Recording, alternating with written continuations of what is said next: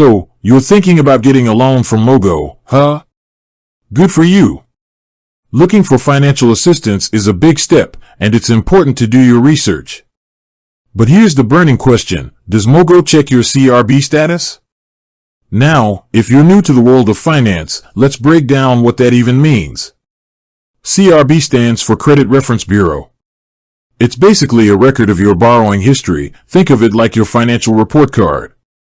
Lenders use it to assess your creditworthiness. So, if you've got a history of paying bills on time and managing your money well, your CRB score is looking good. But if you've got a history of missed payments or defaults, well, that's not so great. So, back to the main question: does Mogo check your CRB? The short answer is, it depends. Now, I know, that's not the most satisfying answer, but stick with me. Mogo offers different types of loans. Some of these loans, like their logbook loans, are designed to be quick and easy to access. For these types of loans, Mogo might not pull your CRB. They might rely on other factors, like the value of your car or motorbike. However, for other types of loans, Mogo might decide to check your CRB. It really depends on the specific loan you're applying for and Mogo's internal policies. So, if you're serious about getting a loan from Mogo, it's crucial to read the fine print or give their customer support a call. Now, you might be thinking, okay, so they might not check my CRB. Great. But what does that mean for me? Well, if you have a bad credit history, this could be good news. It means you might have a chance to get a loan even if you've had financial struggles in the past. But it's important to remember that just because you can get a loan doesn't mean you should.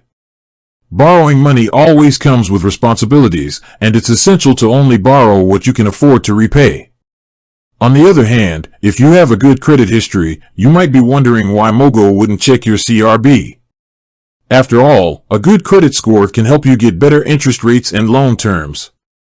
So, it's worth considering if you want to go with a lender that doesn't take your credit history into account.